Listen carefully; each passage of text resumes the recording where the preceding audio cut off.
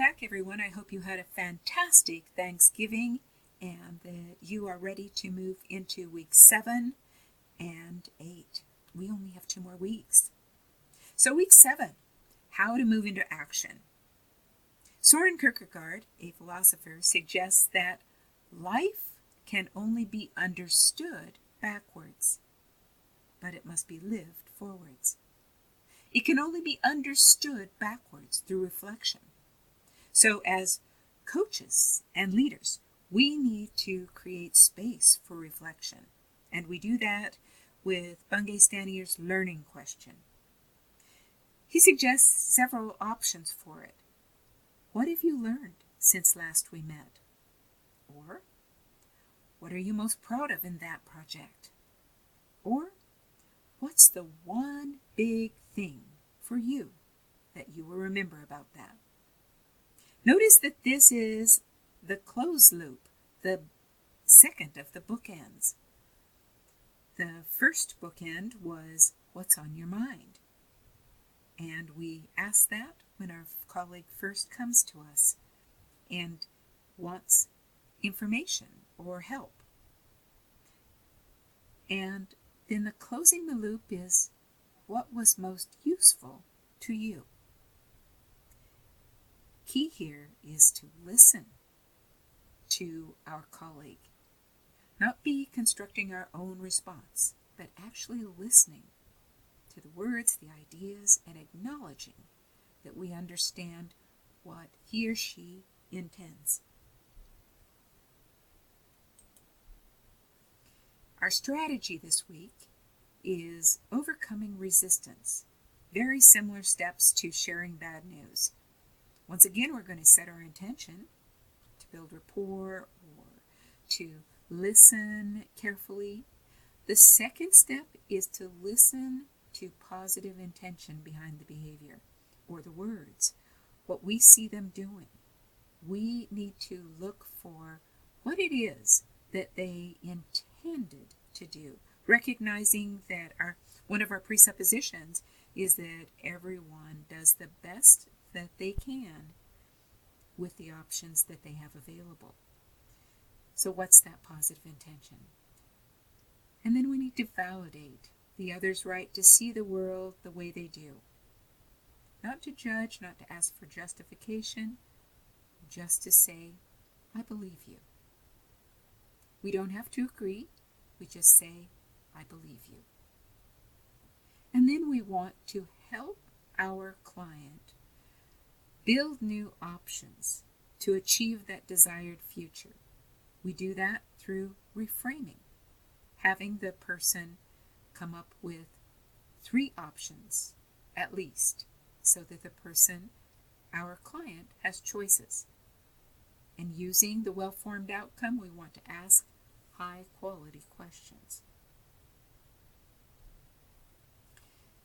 Important in overcoming resistance is to reduce or eliminate perceived threats of any kind.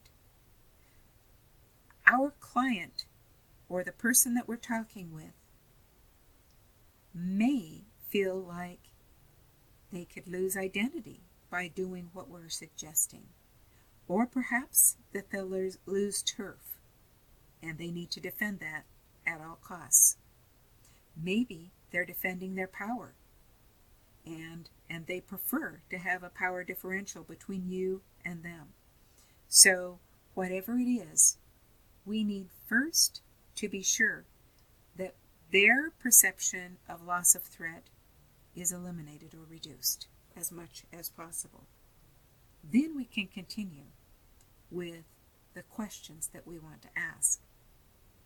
We can help them reduce that perceived threat by letting them know that we're interested in them, for them to achieve the future that they want. We're not here to remove turf, power, change things for them. What we're here for is to see a better future for our group, for our colleague, our client, and that's what we want most is their perceived future. This week we're going to talk about action and accountability. Wk7 suggests that insight leads to action, leads to impact, and action steps lead to accountability. So we want to continue with our well-formed outcome, high-quality questions. What will you do specifically to get that commitment? And then by when? We want a timetable so that the person has something in mind for when. Maybe we want them to help them see they begin tomorrow. Maybe they can take that first step right now today. Then we need to help them to know, what does success look like?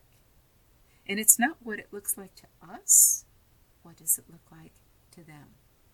And how will they evaluate it? How will they perhaps even let us know as the coach leader, so that they would communicate back, here's what's happening, so that we can help them achieve those goals.